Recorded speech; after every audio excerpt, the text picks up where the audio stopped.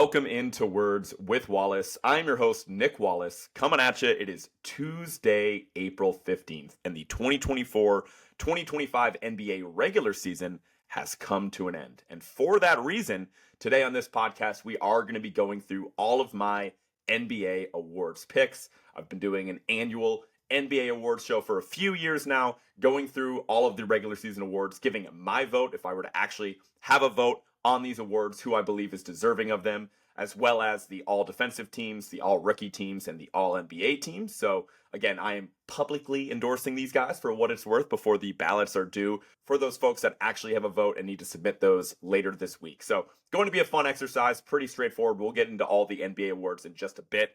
Actually meant to get this podcast out last night, to be totally honest with you, but all of the prep and the last second decisions on some of these awards that were really close, that took way longer than I expected. So here I am, coming at you early on a Tuesday morning, cranking this out before work. Nothing but Celsius in the veins yet again, so we'll see how this podcast turns out. But before we get into all the NBA awards talk, which again is going to be pretty straightforward there, I wanted to highlight just the final day of regular season action that we had on Sunday.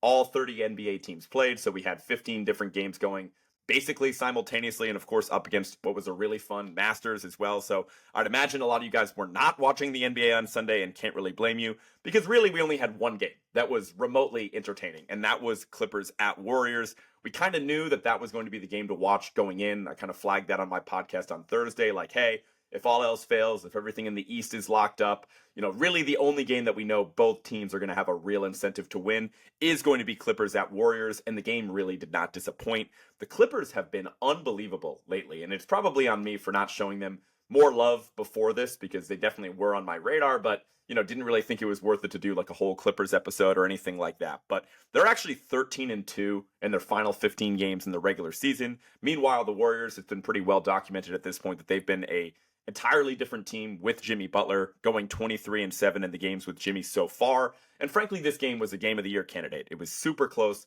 came down to the wire. Ultimately, the Clippers were able to eke out a win in overtime, but there were really great performances behind Steph Curry, Jimmy Butler, Kawhi Leonard, James Harden, who all scored 30-plus points in this game, as well as Zubac, who's been playing at an all-star level for a while now.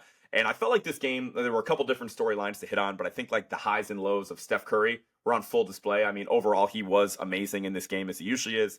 36 points, 6 assists, and had 21 points combined between just the fourth quarter and overtime. I think he only missed like one shot in the fourth quarter, and I think he missed like maybe 2 in overtime, if I'm not mistaken. Like, the guy was on fire, but he also had 3 like really bad turnovers, and I think at least 2 of them came in overtime and really tough situations where the Warriors needed a bucket and ultimately they didn't get one. And that's always been the so-called weakness for Steph Curry, has been his untimely turnovers throughout his career. And a lot of that's just because of the pressure that's put on him on the offensive end of the court. Like, the Warriors are a much better offensive team now, especially post Jimmy Butler trade, than what they were to start the season. But there's still a lot of guys that aren't real threats out there. They were closing that game with Gary Payton Jr. on the court, and so you have guys out there that aren't super willing shooters at that point in the game. It's just really tough. But overall, Steph was amazing, and on the other side of the ball, you had an incredible two-way performance from Kawhi Leonard, who this is definitely the healthiest he's looked in a very long time heading into the postseason.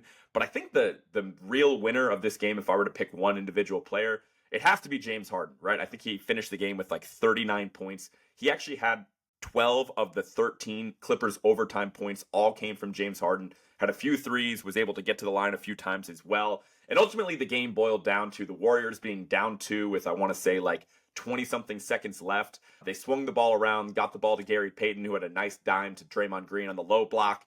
And instead of going straight up for the layup, Draymond tried to create contact on, I believe, Kawhi Leonard, try to force the officials' hands, get that foul call, and ends up smoking the layup. And the Clippers were able to win on the free throw game after that point. So huge implications for that game. As a result, the Warriors fall all the way down to the play-in race. They are currently at the 7 seed and play Memphis later on tonight for the chance to play Houston at the 2 seed in the first round. Meanwhile, the Clippers advance all the way up to the 5 seed, where they have to go on the road at Denver for their first playoff game this weekend. So obviously, with the regular season over, the full playoff and play-in picture is complete. Just to give you an idea of where everybody left off, at the 1 seed in the Western Conference, you have Oklahoma City.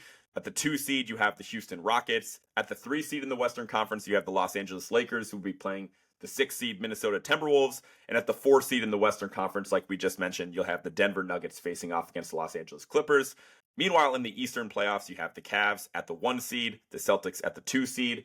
The 3 seed, the New York Knicks, they will be facing off against the 6 seed Detroit Pistons. The 4 seed in the East is the Indiana Pacers, and they will be facing off against the 5 seed Milwaukee Bucks. And then finally, before we get to the actual playoffs that start on Saturday, we have the play-in games to talk about. I don't want to spend a ton of time on this, but because I'm going to bring you my playoff preview later this week, I'll probably record that on Saturday morning, where I'll give out my picks for the entire postseason, my predictions for who's ultimately going to win the title, all that fun stuff on Saturday. But because I'm not going to talk to you before then, I figured why not just do my predictions for the play-in games that, again, start later tonight. So on tonight's slate of games, we have Orlando against Atlanta, competing for the chance to play at the 7 seed in the East, as well as Golden State against Memphis. And frankly, I'm going chalk tonight. I think the Magic are able to pull it out at home against the Hawks, and I think the Warriors are going to be able to pull it out at home against the Grizzlies.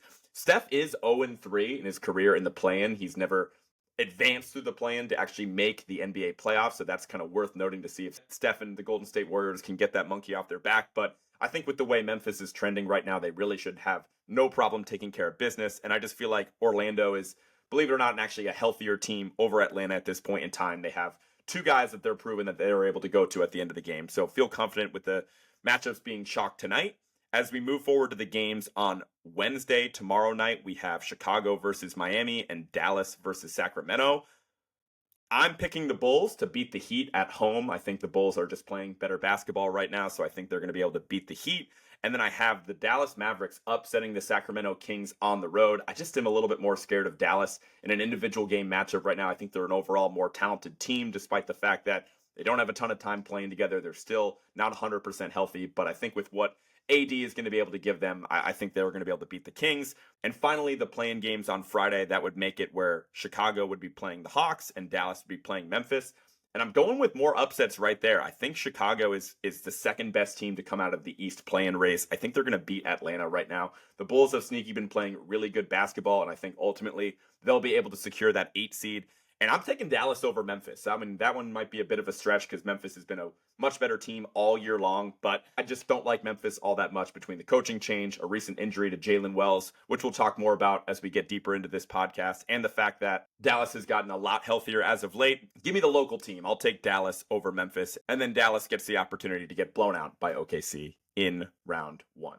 Let's move on and discuss NBA awards. Now, it is worth noting that I normally like to look at the odds for these awards as I'm doing my prep and making sure there's no candidates that I missed, and out of curiosity, just seeing who the odds-on favorite is to win at this point. But for whatever reason, I just couldn't find any live odds when I went to do my prep yesterday, which is pretty weird because as far as I know, the folks that actually have a vote need to submit their ballots like later this week, so I don't know why you wouldn't be able to still bet on these awards. So for whatever reason, I just wanted to make note I didn't have access to this, so I'm really just going off the dome with the top 3 guys for each award that I think need to be recognized, and then ultimately, of course, the person who I think is most deserving of winning these awards. Let's start off with the most often forgotten about award, and that is Executive of the Year. Pretty interesting field, but let's start off with Koby Altman of the Cleveland Cavaliers. He's president of basketball operations, also a Minuteman. Shout out UMass Amherst. Not sure if it would be him or like the GM that's below him. I don't even know that guy's name, but Koby Altman obviously did an incredible job with the Cavs. Didn't make a ton of personnel changes last offseason, but he did just enough. And obviously the decision to trade for DeAndre Hunter at the trade deadline has turned out pretty well. I think the Cavs are a juggernaut, and anytime you have a 64-win team, that general manager deserves to be recognized. Also, within the same vein, Sam Presti of the Oklahoma City Thunder. 68 wins for the Oklahoma City Thunder this year. And they made 2 really big moves in the offseason that helped get them to this point, making the decision to trade Josh Giddey for Alex Caruso. That's kind of a deal that's gotten some blowback lately because naturally Josh Giddey's had way more opportunity with the Bulls. He's looked really good and the Bulls have been surging as of late. But Alex Caruso's perfect for what the Thunder need, and he's a big part of the best defense in the NBA this season. And then, of course, the decision to sign Isaiah Hartenstein in free agency. The Thunder were able to offer more than the Knicks. It was a no-brainer move, and it's worked out wonderfully. He's an incredible fit in OKC and gives them a lot more size. But ultimately, the winner for this award, this should not come as a big surprise. I have to go with Rob Pelinka of the Los Angeles Lakers. Anytime you pull off arguably the greatest trade in NBA history, and it doesn't just help them this season, but also extends the Lakers championship window by a decade, by trading Anthony Davis, Max Christie, and a first-round pick for Luka Doncic. I mean, that is an incredible move. And suddenly the Lakers are contenders. I know that they were pretty good before they made the Luka Doncic trade, but I don't think anybody actually was picking them to win the championship, and I'm sure they have some buzz for that right about now. So again, it has to be Rob Pelinka. I don't know if they're ultimately going to recognize him with this award next year when the Lakers are inevitably better than what they were this year, but needless to say, if you pull off a trade of that magnitude, you kept it under wraps. You acquired a top 3 player in the world who was 25 years old and nobody even knew that he was available. Like, you can say whatever you want about Nico Harrison being the main culprit and being a complete moron for that deal, which he is, but you have to give a lot of credit to Rob Pelinka on the other side. So he's definitely deserving of Executive of the Year. Moving on to Coach of the Year, really, really loaded field for Coach of the Year this year. And we got to start off by discussing Ime Udoka of the Houston Rockets. I mean, this is a team that went from the 11 seed in the West last year, just missed the play-in tournament, to being the number 2 seed in the West, improving from 41 wins to 52 wins. Ime has built an incredible culture at Houston in just 2 short years, so you got to give him a lot of credit. He was actually my pick for the award before the season. Then you have Kenny Atkinson of the Cleveland Cavaliers. Again, massive jump for the Cavs this year, going from 48 wins to 64 wins, and with not many personnel changes to point to, Kenny Atkinson has a great argument to be made that his coaching, his philosophy, the buy-in from the team is the main thing that propelled the Cavs to being the best team in the East. Have to mention Mark Daigneault of the Oklahoma City Thunder as well. I mean, he won this award last year, but again, he won 68 games. He needs to at least be on the podium for this type of award. But oddly enough, my pick to win this award is actually going to a former Cleveland Cavs coach, and that's J.B. Bickerstaff of the Detroit Pistons. He went from Cleveland last year to Detroit this past offseason, inherited a Pistons team that had a league worst 14 wins on the season last year, and he improved that total by 30 wins. They're now up to 44 wins on the season. They finished the year as a 6th seed in the Eastern Conference. I mean, that is just such a massive improvement, and it seems like they're really building something in Detroit. And so to take that situation, turn it around, obviously some of the offseason moves helps, but I feel like he just has to win the award and be given his flowers for this performance of the Pistons this season. Moving on to maybe the dumbest award. This is a Clutch Player of the Year award that they started giving out a few years ago. And there's a whole section on NBA.com where they have all of the clutch stats pretty well documented. So it seems like they want you to look at that when you make your determination on who should win this award. And there's a bunch of guys that are in consideration. I like looking at more than just the clutch scoring and also looking at the record of these teams in clutch games for any of the candidates. Because I think if you're going to win Clutch Player of the Year, your team has to come out on top in clutch games more than not. So I picked out 3 guys here that have all had great seasons, starting with Jokic. Spoiler alert, we're going to talk about him later in the podcast as well. The best player in basketball. The Nuggets were 19-14 in close games. He was masterful orchestrating their offense down the stretch. He shot over 50% from the field in those situations, and I believe he was over 40% from 3. So you could definitely give the award to Jokic. You could give it to Darius Garland from the Cleveland Cavaliers as well. I think he's arguably a better candidate than Donovan Mitchell with all the clutch moments that he had. The Cavs were monsters record-wise, so they were ultimately 25-9 in close games on the season. Garland was a huge part of that.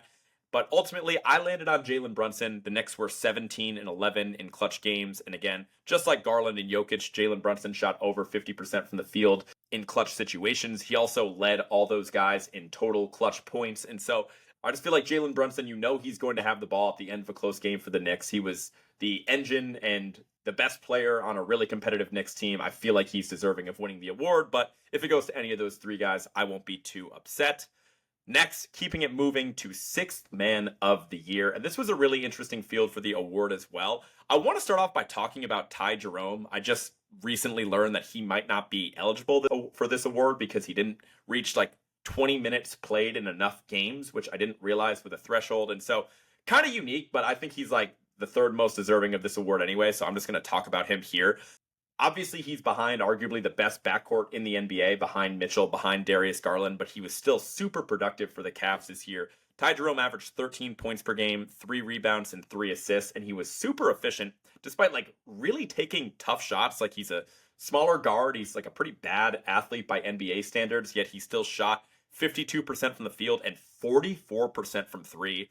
That's nuts on decent volume, too. He was one of the league leaders in three-point percentage, and it just seemed like he was routinely very clutch. Garland and Mitchell didn't miss many games, but when they did, they could very confidently fill Ty Jerome into that spot and expect great production. So Ty Jerome definitely deserves a look. You got to talk about Malik Beasley of the Detroit Pistons as well. One of the best three-point shooting seasons that we've seen from somebody not named Steph Curry. I think he made over 300 three-pointers on the season, which is nuts. He played in all 82 games. He led all bench players in scoring, averaging 16 points per game off the bench, 3 rebounds, 2 assists, and yes, his overall field goal percentage wasn't great. He shot 43% from the field, but that's because he was shooting basically all threes, in which he shot 42% from 3, like absurd efficiency for the number of threes that Malik Beasley put up, and he was essential to that Pistons team that honestly didn't have that many scoring options.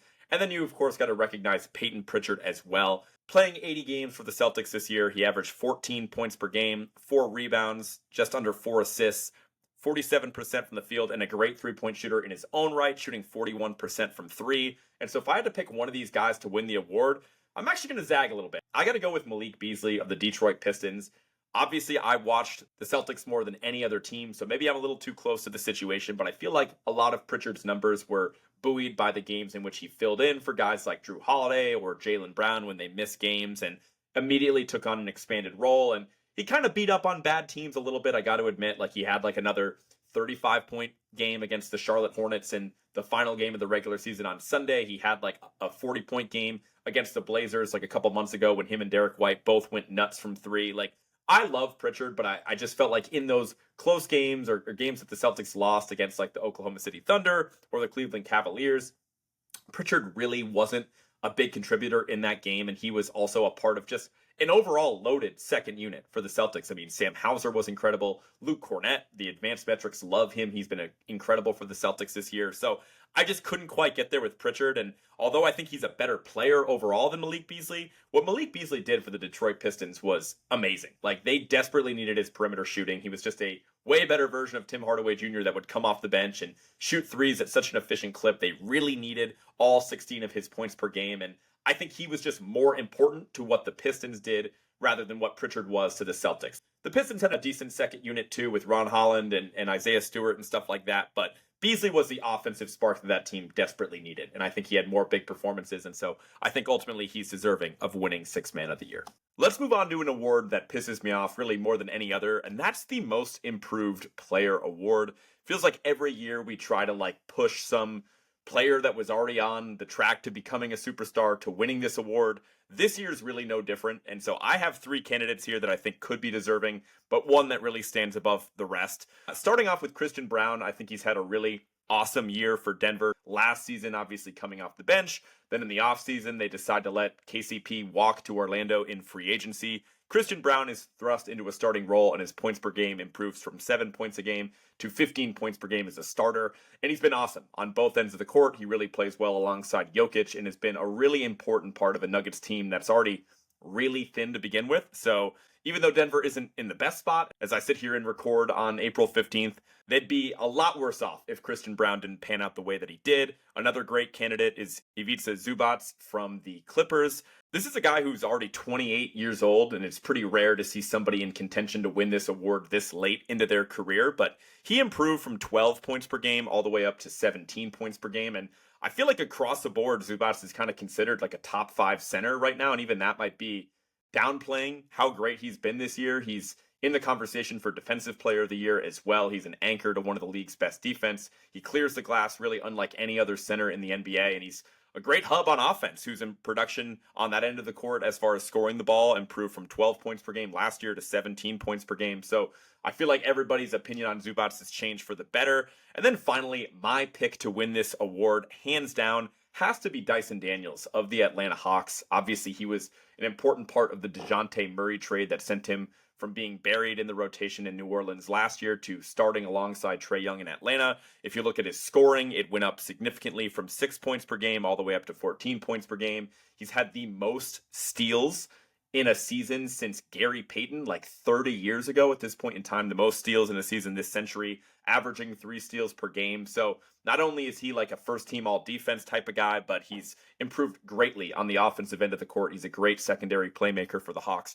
I love it. I feel like Dyson Daniels is as obvious of a pick for most improved as we've had in a long time. Not to toot my own horn, but toot toot. This is actually one of the guys that I called out as a great value pick and ultimately my selection to win this award before the season. I think if you had bet that at the time that I said it back in October, it was like plus 7,500 odds. So hopefully at least one of you guys cashed in on that. But I love Dyson Daniels. Another guy in conversation that didn't even make my podium, and it's not because I don't like this player, is Cade Cunningham. Again, he's was already on track to becoming a superstar, former number 1 overall pick, averaged like 22 points per game last year on a terrible Detroit team. And what do you know, when you improve the coaching, when you improve the shooting around Cade Cunningham, naturally his stats are going to balloon, as he did get a lot better as a player, but the situation around him changed, which allowed him to advance into like superstar conversations. And I love Cade. I just don't think that he improved year over year as much as Dyson Daniels. So I think Dyson hopefully will come away with this award.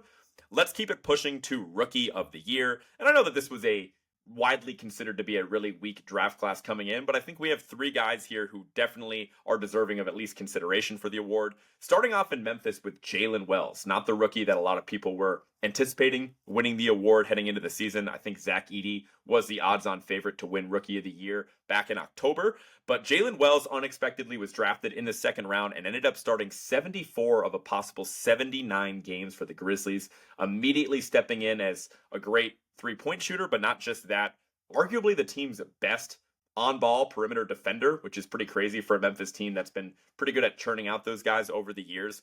Averaged 10 points per game, 3 rebounds, 2 assists, shot 43% from the field and 35% from 3. Like, the production that they got from a second-round draft pick early on, and for him to win that starting job when Memphis was banged up early and hold on to it through the year, says a lot about how great Jalen Wells is. Unfortunately, he did suffer a really scary fall last week, ended up breaking his wrist, and he's going to be out for the remainder of the season. So another loss for a Memphis team that was already trending in the wrong direction, but again, deserves some love and consideration for Rookie of the Year. Next, we have Zachary Risacher of the Atlanta Hawks, the number 1 overall pick in this past draft. Risacher's really come on strong as of late. He had another great performance in which he had 38 points last week. He's a great off-ball shooter. Statistically, for the year, he averaged 13 points per game, 4 rebounds, 1 assist, shot 46% from the field and 36% from 3. And again, that 3-point percentage just continues to climb. Like, he's really knocked down. He's great at filling the lanes, solid defender, and just an overall really smart player for how young that he is. I think he's going to develop and be a great pick for the Atlanta Hawks. They definitely don't have any regrets taking him with the first overall selection. But that being said, I think the clear winner for this award of Rookie of the Year has to be Stephon Castle of the San Antonio Spurs. I feel like he's been the best and most productive rookie really all year long, and his role has changed as the season has progressed. He only started 47 of a potential 81 games for Castle. Obviously, he came off the bench early in the year behind Chris Paul, behind Devin Vassell. I think Champagnie was starting at one point as well. But on the season, he closed averaging 15 points per game, 4 rebounds, 4 assists. If you were to do a knock on Castle, you'd probably just say the outside shooting. He only shot 43% from the field and 29% from 3. But I think the shot looks good. The way he initiates offense, he's a really great playmaker. He's super physical and really talented on the defensive end of the court. Plays way bigger than 6'6". Like, he checks every box. He's super competitive out there. I think he's going to be a really great fit alongside De'Aaron Fox and Victor Wembanyama for years to come. And just all the different roles he's played for a pretty bad Spurs team makes me feel very strongly that he should be Rookie of the Year. Now let's keep it moving to an award that I've seen discussed maybe more than any other year that I can remember, and that's Defensive Player of the Year. Now, this award absolutely would have gone to Victor Wembanyama had he not suffered the horrible medical condition, having blood clots a couple months ago.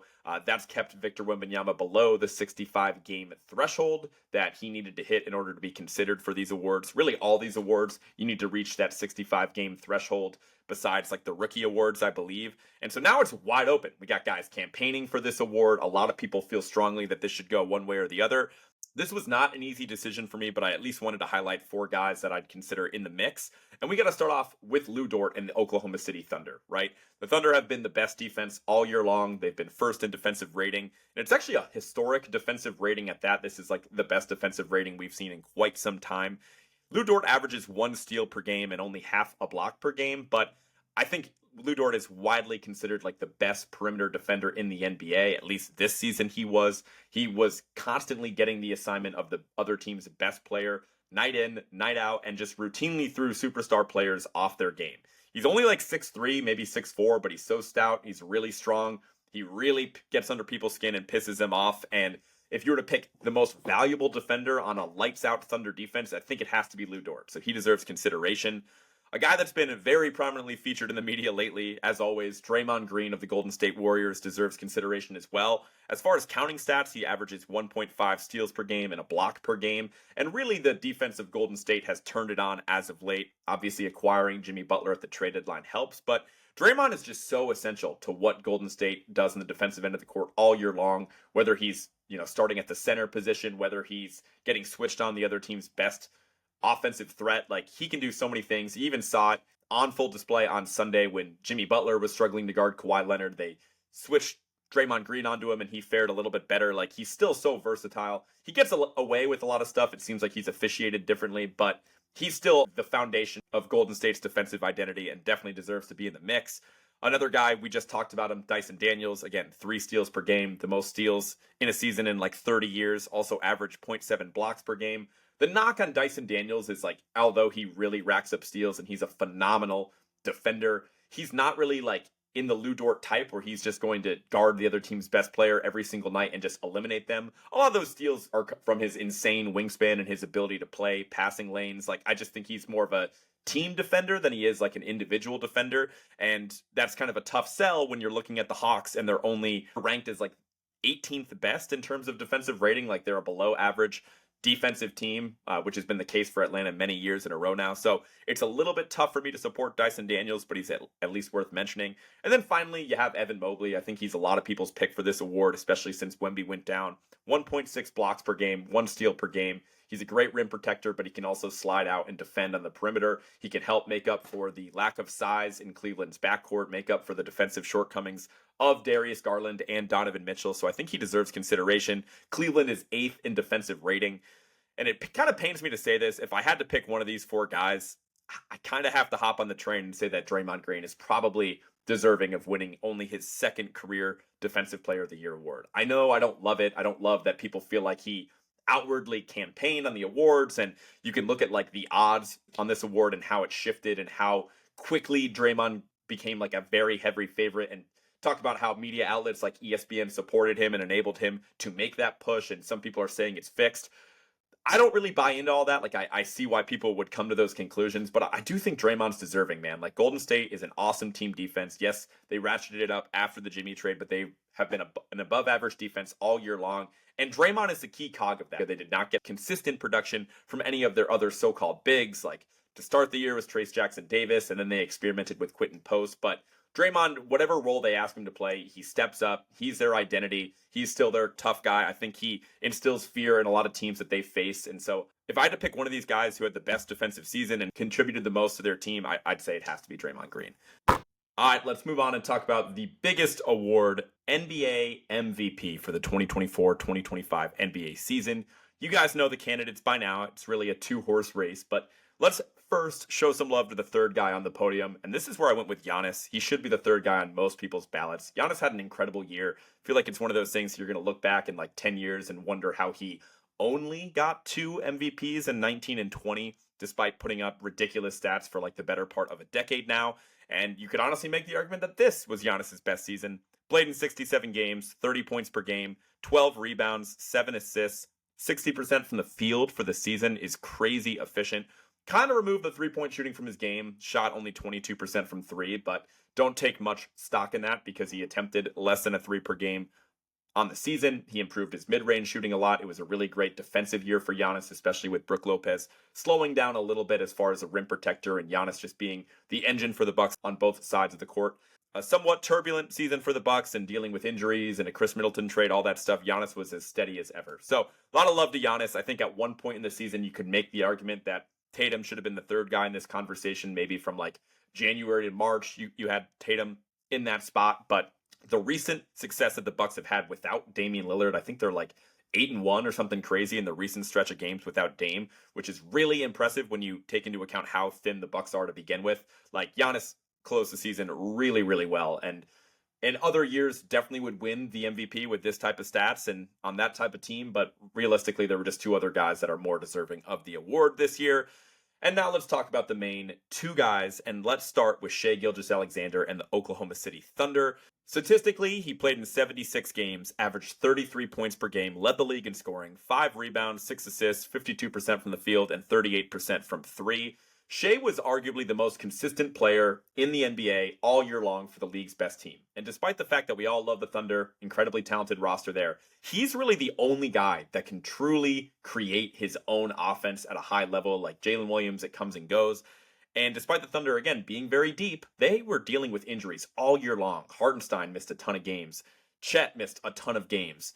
And you just so rarely saw the Thunder have an off night despite the fact that guys were coming in and out of the lineup, and that's mainly due to Shai, right? I think they're also the youngest team in the NBA, so to follow Shai's lead, take on Shai's identity is so impressive. And he's a great defender as well. I think he's like third in the entire NBA as far as steals per game, averages nearly a block per game as well. Like on the defensive end of the court, that all checks out with Shai. Incredible, incredible season. And then we move on to Jokic. I mean, a statistical profile really unlike anything we've ever seen, even from Jokic. Like, again, this guy's won 3 MVPs already, and this was easily the best year for Jokic statistically. 70 games played, 30 points per game, only behind Giannis and Shai on the season, 13 rebounds per game, and 10.2 assists. So, again, outright average to triple-double. I didn't need to round up on the rebounds or the assists to get him there, and that's one of only a handful of guys in NBA history who have done that. I believe Westbrook and Oscar Robertson are the only other two.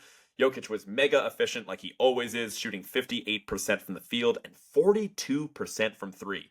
And now that's a real number on the three-point shooting because he actually attempted 5 3-pointers per game all season long. Like that's more threes than he's shot in a season. And this is also obviously his most efficient season shooting the three ball. So you take everything that we love from Jokic the previous 5 or so years, and then you just add on an absolute strap from 3-point range. He was also second in the entire NBA as far as steals per game behind only Dyson Daniels, which is really underrated when we talk about Jokic. If you want to dive into some advanced numbers, they actually say he's a much better defender and actually a plus defender. I don't know if I would go that far, but I think his defensive production is often understated, especially when you take into account how much they ask of that guy on the offensive end of the court.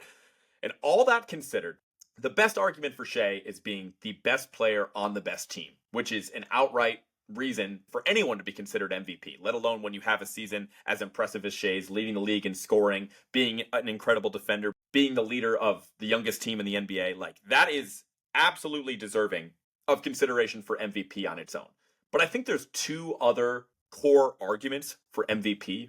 And I think those other two arguments are who is the best player in the NBA, right? If we remove all the stats, all the records, everything like that, who do you genuinely believe is the best player in the NBA? And that's one way of kind of interpreting the award. And I think if you're looking at it through that lens, it's Jokic.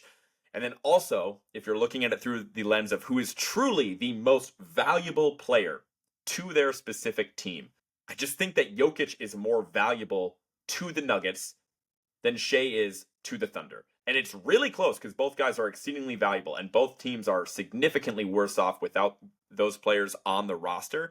And I get it that Shai's team is 18 wins better. It is 18 wins better than the Denver Nuggets. They were a 68-win team and the number 1 overall seed compared to a 50-win team and the 4 seed. But really, if you're making the argument for Shai Gilgeous-Alexander, you're really just milking that team performance, right? That is like the core foundational piece to the argument, because I don't think that you can say Shai is a better player than Jokic, and I don't think that you can say that Shai is more valuable than Jokic. And it's really hard, and I honestly felt like I would give this award to Shai as of like last week. But as I was sitting down and looking at the numbers and just asking the question over the past 24 hours, how much do I value the team production as a part of this MVP award? It's just not enough for me to surmount what Jokic did. I think that this is truly the best player of his generation, having his best season. And yes, there's all this turbulence around Denver and they fire the coach and all that stuff, and Murray's in and out of the lineup, but like, that's not on Jokic. We've seen the clutch performances from Jokic. We've seen the massive games. We've seen the way he continues to lift up that team. And I'm kind of surprising myself by saying this because Shea was my pick before the season. Shea was my pick as of like a week ago, but I'm going with Jokic. I think he's deserving of the MVP.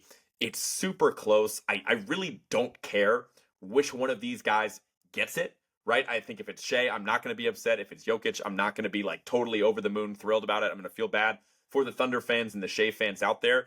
But it does feel like even if Shea gets it, we're gonna like look back in 10 years, and I know 10 years you are removed from a lot of like the really valuable context around the team and the season and everything like that. But if Shea gets this award and you look back in 10 years, you're gonna look at Jokic's basketball reference page and you're gonna be like, how the fuck did he not win MVP? He had his best year ever. He averaged a 30-point triple double on the season while being mega efficient, and it was for a team that still reached the 50 win threshold, that's still going to host a first round playoff series. All that considered, I can't move off of Jokic for the MVP. I think he's deserving of winning his fourth. So now that all the individual awards are settled, let's move on to the all-rookie team selection, starting with first team all-rookie. The first three guys here, we already talked about them as my podium for Rookie of the Year. That's Stephon Castle, Zachary Rissache, and Jalen Wells. But to fill out the first all-rookie team, I have Kel'el Ware of the Miami Heat and Alex Sarr of the Washington Wizards. I feel like Kel'el Ware had a really awesome season for Miami. The fact that they actually decided to slide Bam Adebayo over to the power forward position and start Kel'el Ware for basically half the season just speaks to how valuable he is on both ends of the court. A monster protecting the rim, a floor spacing option as well, a really fluid athlete. I think for him to step in and play for a somewhat competitive Miami Heat team, certainly less competitive than what we've seen in year past, but Kel'el Ware was absolutely the bright spot of the Heat season. The fact that they were able to strike gold on like a pick outside the lottery or maybe late lottery. And then of course Alex Sarr, I mean, he was playing for a terrible Washington team all year long and had the freedom to do whatever he want. But I think he made a lot of leaps during the season. Shooting the ball, he improved significantly defensively. He's always had great instincts. And ultimately, I think he's going to turn into a really solid stretch five option. And he's not going to be a bust, right? I think that there was a lot of questions about how raw he was as a prospect. I'm sure Washington is not regretting the pick. And so I feel like he's a pretty obvious pick for the first all-rookie team. And then we move on to second team all-rookie. This is where I have Matas Buzelis, Zach Edey, Bub Carrington, Yves Zamisi, and Dalton Knecht. Buzelis had a really weak first half of the rookie year, just couldn't really carve out consistent minutes. And then post Zach LaVine trade, he's been awesome and starting for the Chicago Bulls, who have made a really great run as of late. And I just love what I've seen from Matas. I think he's really impressive.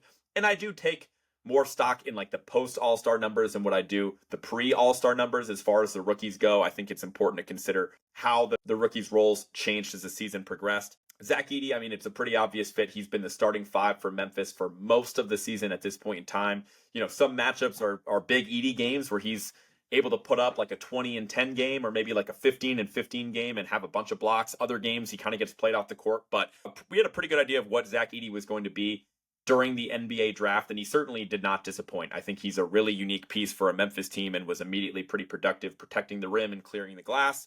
Bub Carrington, this one was a tough one, right? I mean, Washington, again, it's really hard to evaluate anything that they have going on there, but he was the point guard for Washington most of the year. I think he's had some really great moments. He actually had a crazy, like literally the craziest game winner that I've seen, I guess besides the Giddey half-court shot in the regular season finale against the Miami Heat on Sunday. He literally was like parallel to the court and hit like a crazy full extension floater over two guys to win the game for the Wizards at the buzzer. So maybe I'm putting too much stock into a meaningless game and one meaningless shot, but I do think Bub Carrington had a great year. Yves Zamisi, starting center for the Pelicans all year long, was really solid, especially on the defensive end of the court. And then Dalton Knecht, I mean, you could make the argument for a bunch of guys here.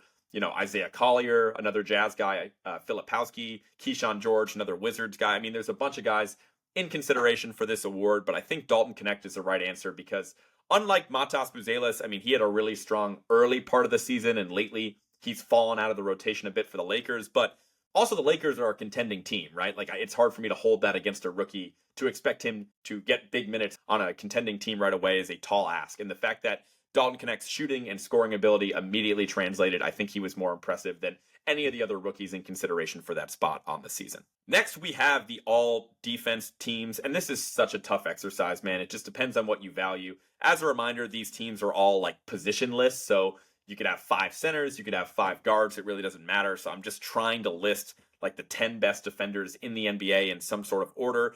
And starting off with first team all defense, we already talked about Draymond Green, Dyson Daniels, Lou Dort, and Evan Mobley. I think those guys are all locks for the first team.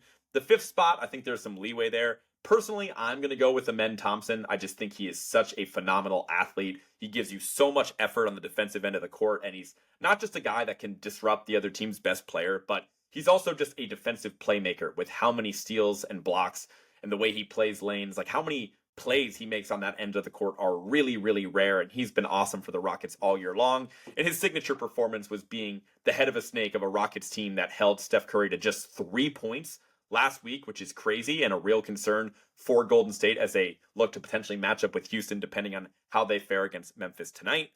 Then the second team all defense, this is where I have Jaren Jackson Jr., Ivica Zubac, Toumani Camara, OG Anunoby, and Jalen Williams. Again, all great defenders here. Jaren Jackson is one defensive player of the year before. I wish he was a little bit of a better rebounder. I think rebounding is an underrated part of playing defense, is being able to collect the board and actually finish the possession. And because Jaren Jackson is still not the best rebounder in the NBA, that's what had me put him on second team instead of first.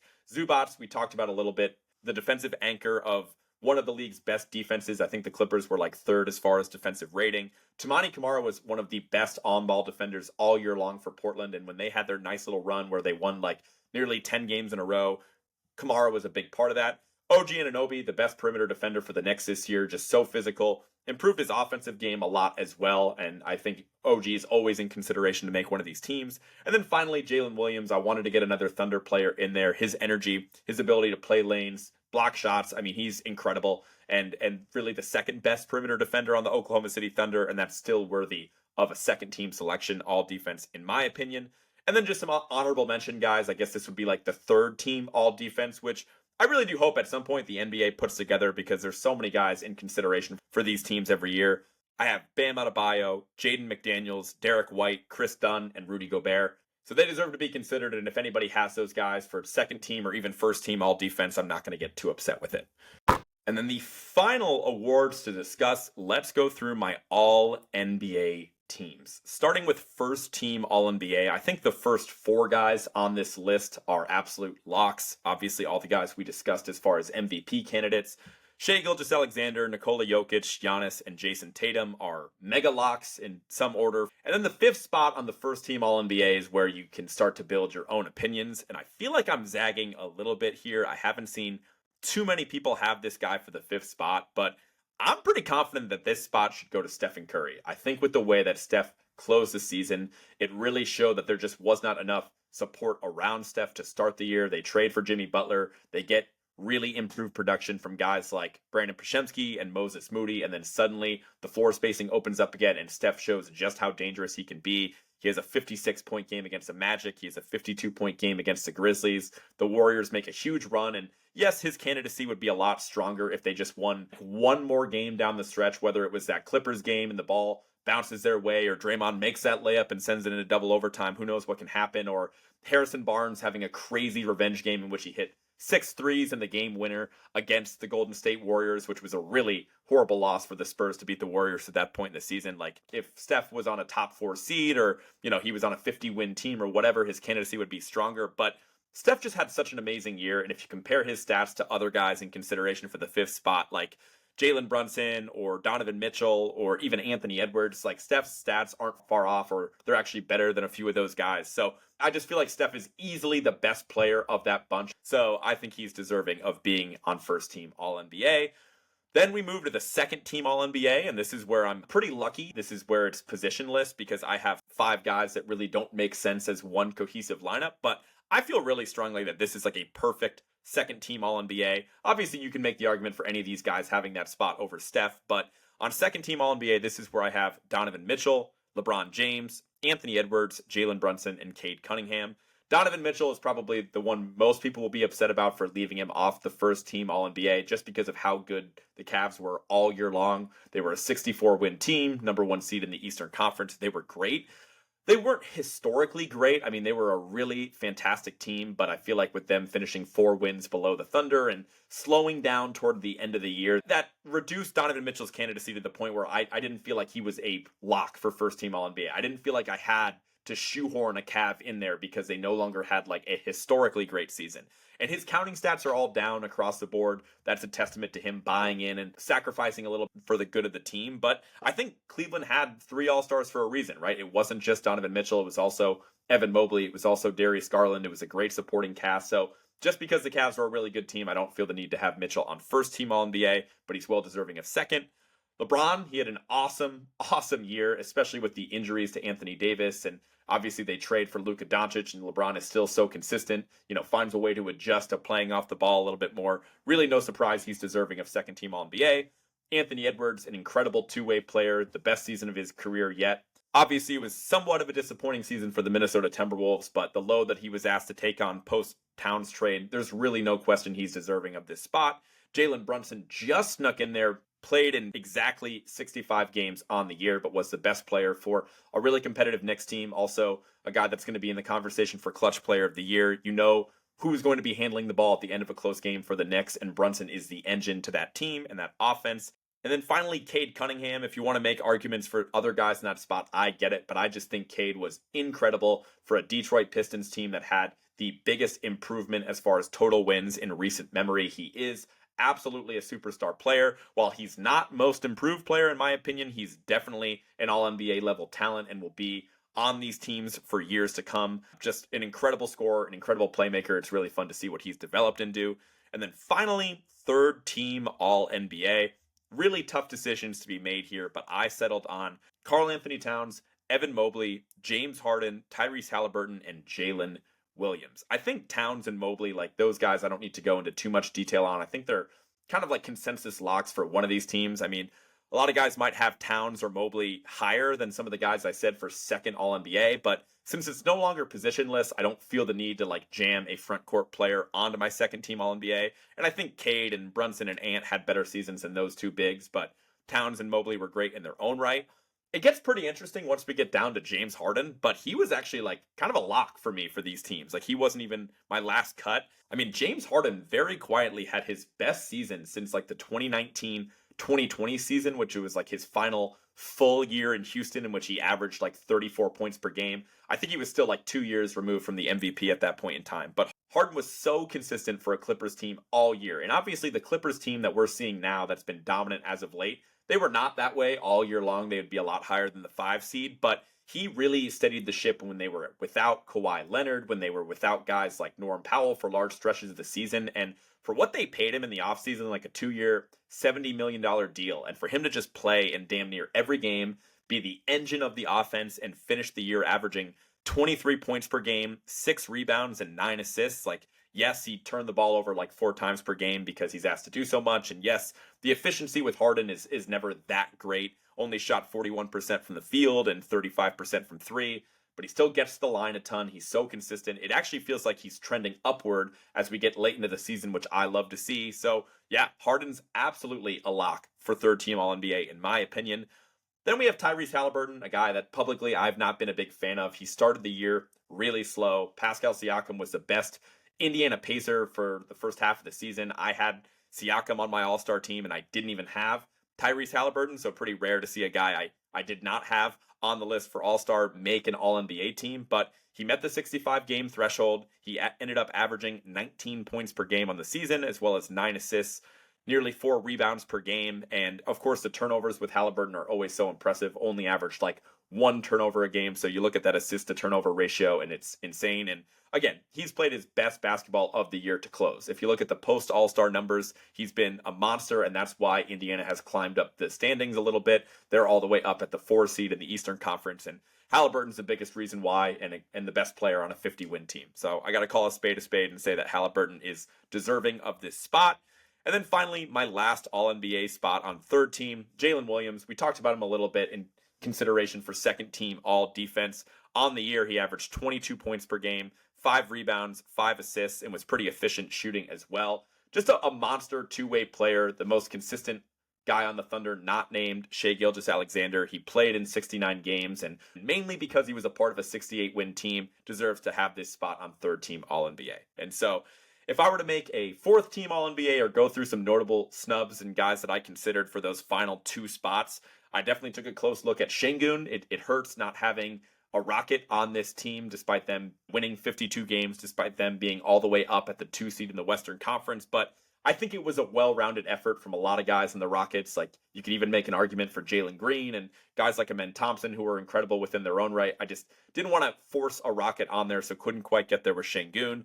Jaren Jackson had a great season. Zubac had a great season. You can even look at guys like Devin Booker and Darius Garland. Booker, it's a tough sell because of how awful the Suns were not even making the play-in. And Garland, it's hard to get 3 Cavs on there. But I think all those guys are the next group worth considering for All-NBA teams. And so I think this was kind of like a weak field for third-team All-NBA, more so than what we've seen in recent years. And that's just because there were so many injuries this year. There was a ton of guys that maybe would have even been locks for one of these All-NBA teams if it wasn't for the 65-game threshold. And so guys that didn't meet that mark that are notable: Luka, Anthony Davis, Wemby, Kevin Durant, Paolo, Franz, Kawhi, Zion. Jaylen Brown didn't make it. He only played in 63 games, which I didn't even realize until yesterday.